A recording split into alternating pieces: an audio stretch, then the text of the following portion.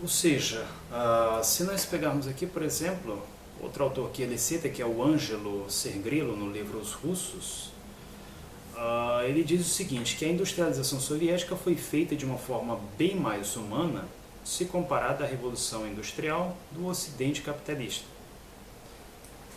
Curiosamente, o professor Eduardo Migovski, né, que cita, por exemplo, o Ângelo Sergrillo, que cita o Daniel Arão Reis, omite essas passagens. Omite essas passagens e chega a ponto de querer buscar a verdade em pretensos humanistas marxistas. Só que existe um problema muito sério com esses humanistas. É que esses humanistas, né, como Herbert Marcuse e tantos outros, sempre são muito mais preocupados em atacar a experiência soviética e relevando, por exemplo, né, jogando para as páginas do esquecimento as colônias de segregamento dos negros, campos de concentração que foram construídos, por exemplo, no nordeste do Brasil. Qual foi o pesquisador brasileiro, por exemplo, que se interessou a pesquisar quantos, né, milhões morreram, por exemplo, de fome no Brasil?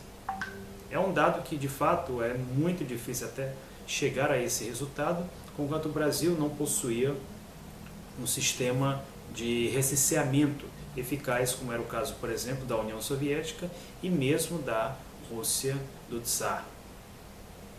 Quantos desses autores escrevem, por exemplo, sobre os massacres cometidos contra os povos aborígenes da Tasmânia, da Austrália e de tantos outros lugares? Quantos autores, por exemplo, se atreveram a pesquisar sobre a utilização de seres humanos para, como cobaias humanas para pesquisar, por exemplo, a sífilis e como ela agia? Ele chega ao ponto aqui de citar um autor que nós já criticamos de forma muito ferrenha, né, como Eric Hobsbawm. Eric Hobsbawm, que segundo ele é um grande especialista, né, do século XX, nós temos um artigo aqui muito grande sobre ele chamado Etnocentrismo, Russofobia e Impulso Anticomunista, de Eric Hobsbawm em A Era dos Extremos. É um artigo de 28 de agosto de 2011, quer dizer que nós escrevemos há 6 anos atrás. E tem um ponto aqui que eu cito nesse meu artigo, em A Página Vermelha, né, segundo William Bland, marxista britânico, o anti-stalinismo é anticomunismo. E aqui nós temos, né, alguns exemplos disso. Ao falar de Stalin, cujo governo levou a Rússia da era do arado para a era da energia nuclear, então a mais avançada forma de tecnologia da época, nas palavras do próprio Winston Churchill, o também britânico Hobsbawm não esconde o seu impulso contra o ex-sapateiro georgiano, introduzindo-o como um autocrata de ferocidade, crueldade e falta de escrúpulos excepcionais que para muitos eram únicas. Uma visão facilmente refutada se nós pegarmos, por exemplo, o que escreve Svetlana Alliluyeva, né, em 20 cartas a um amigo. O que ela escreve a respeito dele? Ela se refere ao líder soviético como sendo um pai, né, um pai exemplar, uma pessoa muito agradável. Né? Se nós pegarmos aqui, por exemplo, autores aqui como Harry Truman, né, que se referiam a ele como tio Joey. Se nós pegarmos, por exemplo, autores aqui como... Deixa eu ver se eu encontro aqui. Aqui nós temos, por exemplo, Sidney Beatrice Webb, coloca que em Veródia, né, coloca que Stalin não era um tirano, um déspota, mas um homem de princípios. Sidney Beatrice Webb, em Soviet Communism, a New Civilization, rejeitam também a ideia de que o Estado soviético era governado por uma só pessoa. Nós temos vários autores que chegam a ponto de colocar o que era impossível, que Stalin conquistava todos aqueles com quem ele conversava. Essa é uma postura que vários autores que conheceram pessoalmente Stalin chegam a ponto de colocar. Eric Hobsbawm, que a propósito era membro do Partido Comunista da Grã-Bretanha, ele não faz sequer uma crítica, não escreve uma linha sequer sobre o discurso de Nikita Sergeyevich Khrushchev, um discurso que, como muito bem colocado pelo professor Robert Ford, é um discurso falso, é um discurso que das 61 acusações feitas por Nikita Sergeyevich Khrushchev, eram em realidade acusações falsas. Agora, quantos professores no Brasil, quantos professores no Ocidente chegaram a publicar um trabalho dessa natureza? Quantos professores fizeram essa pesquisa? Nenhum. Esses são exatamente os autores que nós chamamos de ocidentais. Né? Não é ocidental no sentido de ter nascido no Ocidente, e sim ocidental no sentido de ser conivente com a ideologia imperialista, com a ideologia agressiva apresentada pelo Ocidente. Isso é o que nós chamamos de autores ocidentais. O professor Eduardo Migovski, aqui na resposta que ele escreve, chega a ponto de mencionar, de colocar como se fosse um parâmetro a escola de Frankfurt. A escola de Frankfurt, que, como eu disse aqui, não contribuiu em praticamente nada para nenhuma revolução em qualquer que fosse o lugar do mundo. E que detalhe, o próprio Marcuse ele chegou a ser objeto de crítica pelos próprios membros da escola de Frankfurt, como Erich Fromm, que a propósito é muito popular aqui na Rússia. Você senta no metrô, é muito fácil você ver alguém lendo, acho que são alguns dos autores, pelo menos dos não russos que eu vi, mais lidos aqui no metrô de São Petersburgo. É Erich Fromm e quem que é o outro? É o Erich Maria Remarque. São muito lidos aqui. E o que Erich Fromm escreve, por exemplo, sobre o Marcuse? Ele chega a mencionar, a citar as visões de Marcuse como sendo irracionais e antirrevolucionárias. Ele chega a se referir a Marcuse, como alguém que, com a sua concepção de novo homem, ele apresenta concepções anti-freudianas e anti-marxistas para exatamente um grande número de jovens. Concepções que viriam a servir de base para a chamada nova esquerda ocidental. O que a nova esquerda, ou seja, a New Left, faz no Ocidente? Basta nós vermos nas notícias, é bundaço, é vomitaço, são manifestações que, longe de levar a mensagem da esquerda, longe de mostrar o que ela realmente representa para o povo trabalhador, simplesmente atrai a pervertidos sexuais. Esse é o papel da nova esquerda no Ocidente. Agora que nós estudamos aqui as cartas que o professor Eduardo Migovski colocou na mesa, já que nós estamos aqui o baralho dele, vamos ver agora dar uma olhada no meu baralho. O professor Eduardo Migovski chega a ponto de dizer que é completamente desnecessário, ele deixa isso implícito em seu texto, que é desnecessário estudar os autores russos. Autores russos que ele, a propósito, só cita um. E esse único que ele cita foi um colaborador de Boris Yeltsin. Quem são os autores que servem de base para o meu pensamento aqui? Autores esses que são pessoas que frequentemente aparecem em debates de TV na Rússia. São professores que têm vídeos, têm canais no YouTube. São professores que popularizam o conhecimento e não que transformam ele numa espécie de uma panelinha para estudantes universitários, como fazem os adeptos da escola de Frankfurt. São professores como, por exemplo, Yuri Zhukov. O senhor tem uma ideia de quem é Yuri Zhukov, professor? Yuri Zhukov, aqui eu não estou falando do meu professor de esgrima, aquele é o Klim Zhukov. Yuri Zhukov, ele é o pesquisador sênior da Academia de História da Rússia. Precisamente, para não cair em equívoco aqui, ele é um doutor em Ciências Históricas e pesquisador sênior do Instituto de História da Rússia. Ou seja, é um homem com grande conhecimento, especialmente é o homem com maior conhecimento no período da época de Joseph Stalin. E ele tem, quer dizer, aqui, se você escrever o nome dele no Google, no alfabeto cirílico pelo menos, aqui nós temos 3 palestras dele. Estratégia Stalina, 50 minutos, Yuri Zhukov, Stalina, Archivna Histórica, historiador arquivista. Aqui nós estamos falando de um historiador que tem acesso direto aos arquivos de Moscou e que tudo que ele escreve, ele tem várias publicações, são baseadas nesses arquivos. 52 minutos. Quem foi Beria? Vídeo de 52 minutos aqui, uma palestra dele pelo menos colocado no dia 21 de maio de 2017. Curiosamente, o professor Eduardo Vygotsky ignora completamente autores como esse. Ignora autores como esse porque, pelo menos segundo o que ele escreve aqui, ele conhece o Papa da história do século XX. É muito curioso que esse Papa que ele diz ter consultado, né, é incapaz de dar uma legenda correta para uma foto. Como, por exemplo, aquela legenda ridícula que ele coloca no artigo dele, que não tem nada a ver com...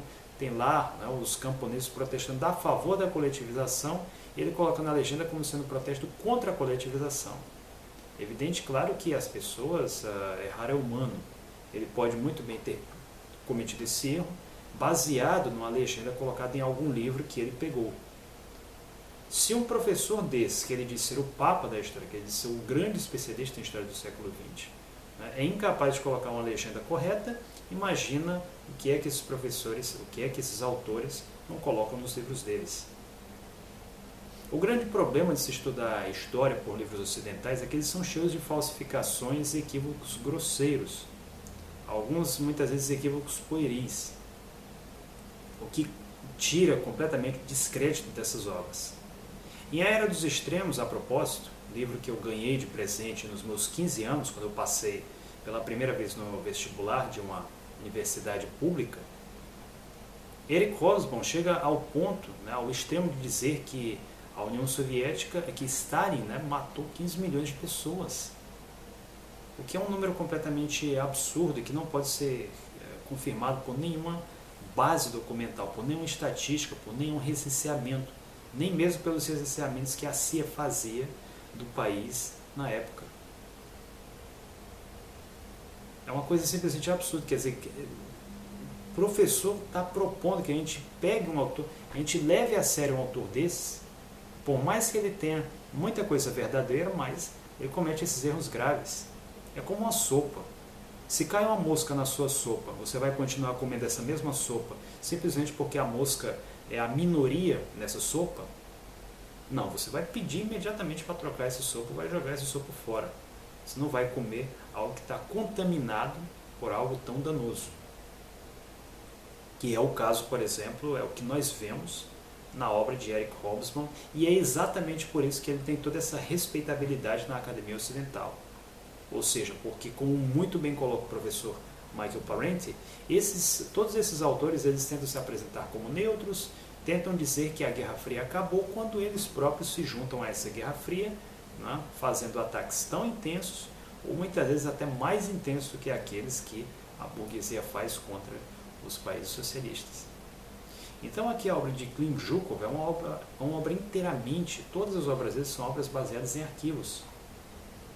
Nós podemos pegar aqui autores como, por exemplo, Zemskov, que começou fazendo a pesquisa dele sobre o número de vítimas de Stalin, e ele começou como um autor fortemente crítico de Stalin, até que, à medida que ele foi consultando os arquivos originais, ainda em finais dos anos 80 e durante a década de 90, quando eles foram sendo abertos, ele se tornou, quer dizer, ele passou a ser de um anti-stalinista a um homem completamente favorável às ideias de Stalin. Nós podemos pegar, se nós pegarmos, digamos, campo filosófico, autores como, por exemplo, Zinoviev, né, como Alexander Zinoviev. Alexander Zinoviev, que durante toda a sua vida criticou a obra, né, a obra e o trabalho de Stalin, a ponto dele ir para a Alemanha Ocidental, escrever muito. Depois, quando acabou a União Soviética, voltou ao país, viu o que aconteceu, mudou completamente de opinião. Aí parece que eu já estou prevendo um artigo, uma crítica, né, do professor Eduardo Vygotsky. Ah, mas desse jeito você vai acabar justificando os apologistas da ditadura, né? Porque também Amado Batista era contra a ditadura militar, foi preso, foi torturado, mas hoje fala bem dessa mesma ditadura. Primeiro que existe uma diferença colossal, né, entre a ditadura militar que teve no Brasil, que sequer era ditadura militar.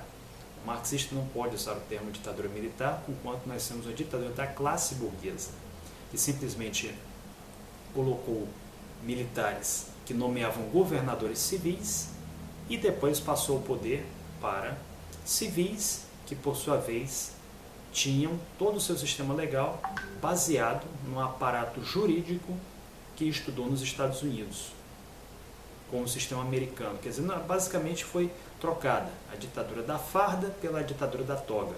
E nós estamos vendo, né, as notícias não me deixam mentir aqui, o absurdo no qual se transformou o Brasil a ponto de terem deposto uma presidenta completamente sem provas, terem condenado agora a 9 anos de prisão um ex-presidente novamente sem provas, e Deus sabe lá o que vai ser, por exemplo, no próximo mês no Brasil. Quem vai ser o presidente e se vai ter eleições no próximo ano. A ditadura militar, querer comparar a ditadura burguesa de 64 com a ditadura do proletariado de 1917, com o governo de Stalin, é como querer comparar uma mosca com uma águia. É como querer comparar um urubu com um avião. Um urubu tem 2 asas. As asas do urubu são talvez metade do corpo dele. Um avião tem 2 asas. As asas de um avião são talvez metade do corpo da aeronave. Logo, dessa forma, o urubu é um avião. Não, o urubu não é um avião. O fato de ter elementos comuns não significa que são a mesma coisa. A ditadura militar nunca acabou com o analfabetismo no Brasil, como, por exemplo, fez o governo de Stalin. A ditadura militar não construiu um sistema de transporte efetivo para o Brasil, como fez o governo de Stalin. A ditadura militar não acabou com problemas como, por exemplo, a falta de saneamento básico. Até hoje no Brasil, um grande número de cidades não tem saneamento básico. E além disso, o mais importante de tudo, o governo soviético era um governo que lidava constantemente com a invasão estrangeira e com a infiltração de serviços de espionagem para sabotar e assassinar membros do governo. Isso não aconteceu, por exemplo, no Brasil. Basta a gente procurar, por exemplo, uma foto de guerrilheiros com a AK-47, nunca nenhum apologista da ditadura militar foi capaz de demonstrar isso. Quantos países invadiram o Brasil nos anos 60, nos anos 50, 60 e 70? Agora vamos comparar quantos países invadiram a União Soviética entre 1917 e 1945. E hoje só não invadem mais porque foi exatamente o governo de Stalin que construiu as primeiras armas nucleares na União Soviética. Pode ver aqui em São Petersburgo, está lá, vizinha à fortaleza de Pedro e Paulo, um míssil balístico intercontinental, Topol. Um míssil que, em questão de alguns minutos, poderia apagar do mapa uma cidade como Nova York. Hoje ninguém quer se meter à besta como a Rússia, como faziam antes, exatamente por causa dessas armas construídas na época de Iosif Stalin. O Brasil não teve esse tipo de problema, o Brasil não teve absolutamente nada que justificasse o estado de exceção. A única coisa que justifica o estado de exceção no Brasil foi o desejo das elites brasileiras de permanecerem como elites e de impedir qualquer mobilização social. É a conservação do poder. Logo, é uma situação completamente diferente, e comparar um modelo como esse, como o modelo soviético, se você é apologista da União Soviética, logo você é apologista também do regime militar. São 2 coisas completamente diferentes, totalmente, apesar de possuir alguns elementos comuns, entretanto, completamente diferentes. A questão de negar as mortes que ele cita, não se trata de negar as mortes, até porque em nenhum momento foi dito que não houve fome. O que nós negamos é que essa fome teria sido decorrente de uma política do premier soviético, enquanto que o professor Eduardo Vygotsky insiste na ideia de que foi exatamente uma culpa, né, para, como ele chega a ponto de colocar, foi para minar a resistência camponesa. O artigo do professor Vygotsky, ele chega a ser tão grosseiro a ponto de dizer que qualquer um podia ser enquadrado na categoria de kulaks, o que é uma informação completamente falsa e já derrubada por historiadores, como o historiador militar Boris Yulin. Como bem coloca Boris Yulin em uma de suas palestras, ele cita o fato de que o termo kulak é um termo que já podia ser encontrado no dicionário de russo da época do Tsar, da época do tsarismo, já existia essa expressão. Ele também categoriza os kulaks em três tipos.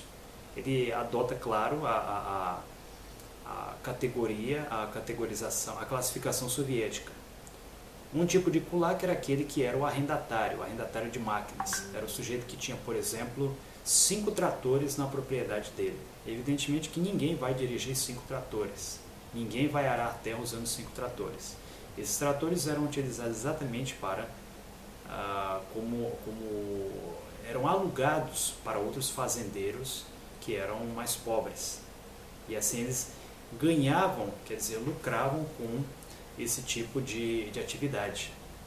Outro tipo eram os que alugavam parte das terras deles, e outro tipo, que era o mais grave de todos, que era o que geralmente era enquadrado no artigo 58 do Código Penal da República Soviética Federativa Socialista Russa, que era o de contra-revolução, que eram exatamente os que pegavam em armas para combater o Estado soviético. Os kulaks chegaram a ponto de matar mais de 2.000 funcionários do governo soviético. 2.000 funcionários do governo. E foi exatamente por isso que houve uma reação violenta do governo soviético contra uma ação violenta. Eles matavam policiais, matavam inspetores do governo, matavam membros da juventude comunista, matavam até mesmo diretores de fazendas coletivas. Essas eram as ações que os kulaks eles praticavam contra o Estado soviético, que o professor Eduardo Migovski, né, deixa simplesmente passar no artigo dele. Ele não fala, por exemplo, dessas ações violentas. Ele não fala disso, ele simplesmente prefere apresentar Stalin como carrasco, porque isso é mais conveniente para o artigo dele. Essas ações, a propósito, são muito bem referidas aqui. Ele que menciona o fato de ter lido, né, um autor que tem 500 páginas de referências, né, todas as páginas deste livro aqui, são mais de 400, também tem referências. Né, Nifalog e Golodomor, ou seja, exatamente essa obra aqui sobre o assunto. Nós temos aqui inúmeras referências bibliográficas que contradizem, que contrapõem completamente esses números que ele coloca aqui. Como eu poderia mencionar vários outros historiadores aqui que vão exatamente nesse sentido, mas que ele, por conveniência ou talvez por outros interesses, infelizmente deixa completamente de fora, né, esses autores, e ainda chega a ponto de dizer que não, apenas os autores ocidentais são necessários para estudar a história da Rússia. O problema de estudar a história da Rússia pelo Ocidente é que a grande parte desses autores se baseia por factoides. Se hoje, nos dias atuais, são emitidos uma grande quantidade de notícias falsas sobre a Rússia, imagina um autor que pega uma notícia antiga, muitas vezes sem verificar a credibilidade ou não dessas fontes.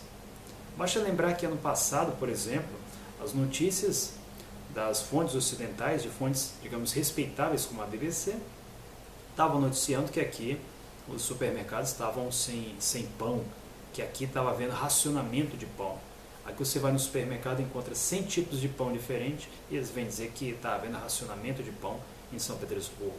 Uma coisa completamente sem lógica.